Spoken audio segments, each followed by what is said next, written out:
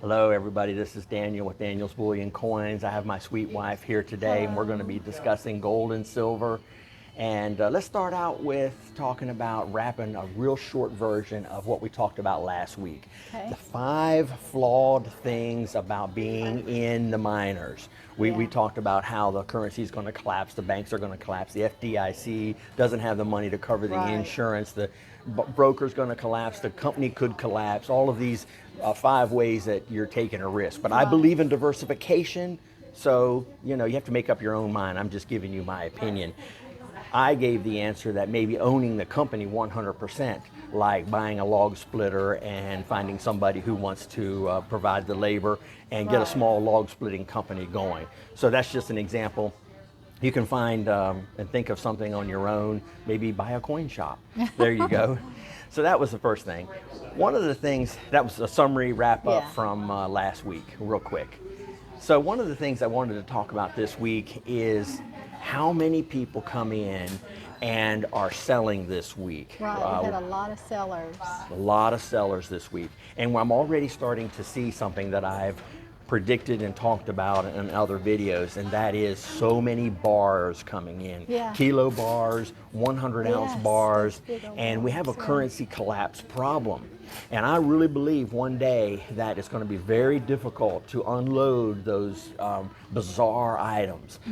Kilo bars, 100-ounce bars, even your plain 1-ounce bars.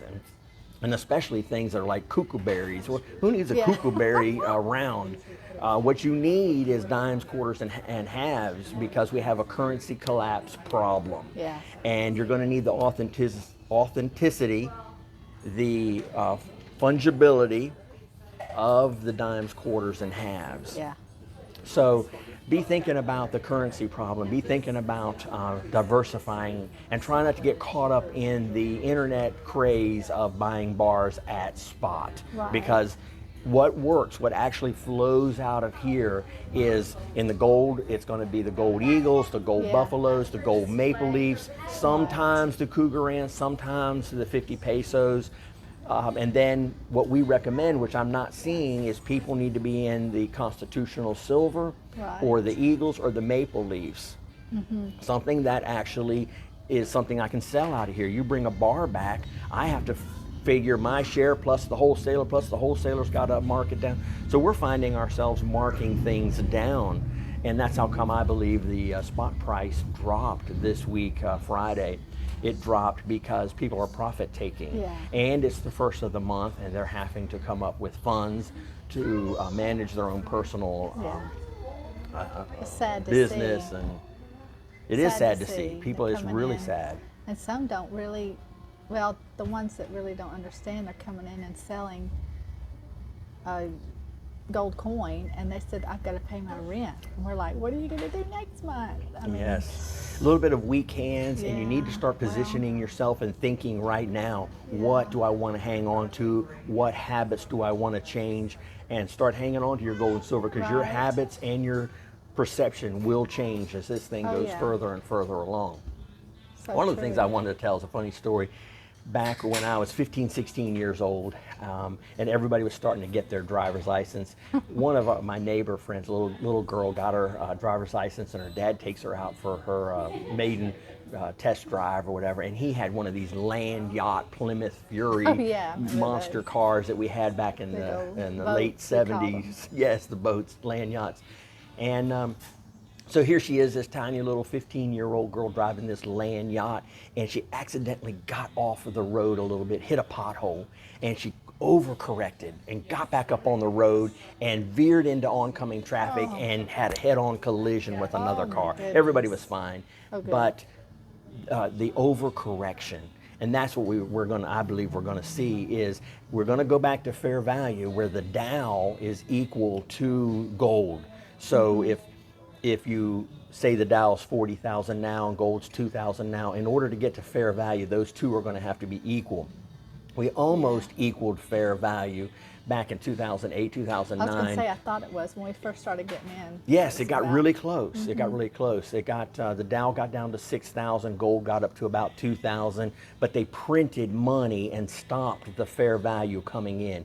Fair value would have meant liquidating companies like Chevrolet and AIG and all of that. Ones they said were too big to fail. Too big to fail, right. Quote, so we unquote. bailed them out, and it started the balloon of inflating our currency again, where if we'd let it go to fair value, or maybe even overcorrected, let the car hit the ditch and then veer out and crash, and then send it to the body shop and recreate it where it actually functions as a car again.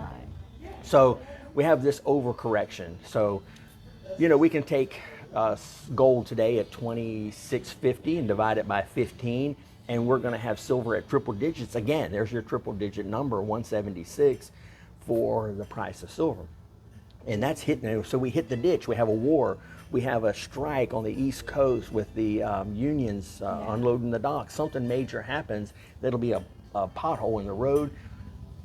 Fear, that little girl will get so fearful, grab the wheel and start veering into oncoming traffic, and the economy will take a huge hit. Yeah, that's so true. That's one of the little stories I wanted to tell today. I've also noticed that, switching subjects from the veering into traffic with our economy. Yeah. Excuse me, I have to take a sip. Take a sip, darling. Silver is at approximately 32, heading toward $33 an ounce. There's only two other times that we've gone from 33 to 50. It was in the 80s, the early 80s, in 2011. Yeah. Both times, that jump was within weeks, maybe a month or so. We went from 33 to 50 in just a really, really short amount of time. Excuse me. So keep an eye out for the next big move or leg up in silver, especially with all these issues. Yeah. We have all of these issues coming up with Iran and Israel and China and Taiwan. We have the election. We have all these things coming up, which could cause us to see that jump from 33 to 50. And I believe we're going to go even much higher. So you have said that before, that you think whoever gets in, whether it be president, it's really, there's nothing they can do. It's going to be trouble with the dollar. They have to weaken the dollar. You know, both administrations have said they're going to weaken the dollar. And what was the purpose of that? Well, it's the only option you have in order to keep trade. In other words, we're going to the bottom as fast as we can. Can you push pause? Yeah. Sorry about that, folks. We're doing it live right here, all with the customers and sore throat and everything. So we were talking about the two administrations and the race to the bottom. Both administrations have chosen weaker dollar, weakening the dollar. That's for trade, you said. Yeah, because of the trade. That's what's forcing them into that. The carry trade, the cable trade, all of those things. So this administration that we have right now, they chose to pressure the Feds into half a basis points, 50 basis point drop in the interest rate, overnight Fed lending rate. Well, immediately, just a few days later, China did 3 major adjustments to their economy, battling us, weakening their currency down. So now the U.S. needs to counter, and hopefully we don't do an emergency rate cut, which is kind of what I thought. I thought they'd do a 25%, then China would counter with their weapons, because it's a war, you know, their bombs would come over here, and then we would do an emergency cut. But we went in with 50 right off the bat, which is using up a lot of our ammo. But we did have the largest increase ever in history. We went from 0 to 5 at the steepest rate ever. So we're going to be coming back down or suffering the consequences here pretty soon. So those administrations are going to do the same thing as far as weakening the dollar. One of the funny things that I wanted to talk about also, I guess I'm kind of taking the reins today and getting a fewer questions, but I want to talk about in other countries, not here in the U.S., but they have places that you can go and place a bet. And you can place a bet on who's going to be the next president, which horse is going to win. You can, whatever you can imagine, you can place a bet. Well, you can go over and look and see what are the odds that silver's going to go up, and what are the odds that gold's going to go up. Right now, the odds are exponentially high that in the long term, gold and silver are going to go up. The bet that silver is going to go down is really kind of a losing bet. The odds aren't in your favor for that. So you're going to put in $1, and even if you're going to get maybe not even get your dollar back, because you're going to lose because the odds aren't so good that silver is going to go down. So it's interesting to see these different world betting organizations that confirm that silver and gold are going to go higher. Yeah, that's crazy. You were saying before you had to stop something about, I don't remember. Well, I tell you, it's funny. One of the issues that I'm noticing, since we have a closed loop environment, hobby farm, and we're out there mornings feeding, nights feedings, weeding gardens. We have our own butcher shop. We take care of everything from incubating chicks and hatching them all the way to canning them. Yeah, we just did that. Just did that this week. We canned 26 chickens on our little hobby farm. And did the broth. And one of the scriptures that came to mind was they'll throw their gold and silver in the streets. And it proves to me that when you're out there working on that farm, you can't do it alone.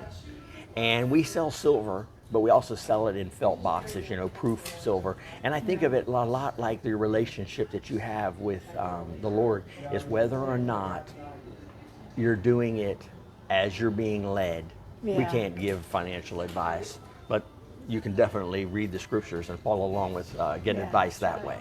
And then your coins will be, in my opinion, like in a felt box, protected from being not so valuable. You'll be able to know when and how, and be able to retain that information if you're operating in kingdom philosophy. I agree. I mean, it says do everything and do it unto the Lord, whether you eat or drink or whatever. Yes, that's a good point. You can't do it on your own. No. You cannot do a garden. You cannot raise animals. No. I'm telling you, you can't do it on your own. No. And yes, you can stack gold and silver, but if you're not building that relationship at the same time, it's kind of going to be for naught. It's like that scripture talks about the 5 wise and the 5 foolish virgins. Exactly. They've got to go back. The foolish ones have got to go back to the merchant. They've got to have that relationship and the oil themselves. You can't tell people what to do. They've got to hear for themselves. And it's purchased with a price. Obedience. Obedience is what it takes, and that's purchased with you've got to be that sacrifice, be a living sacrifice in order to purchase with a price what I'm talking about. That's so true. So true. Yeah, that's good, baby. Good stuff. I love that. We so appreciate everybody. Comment and let us know what you're thinking. If you put a question in there, we'll definitely address it here on our videos. Yeah. Thank you now. Bye.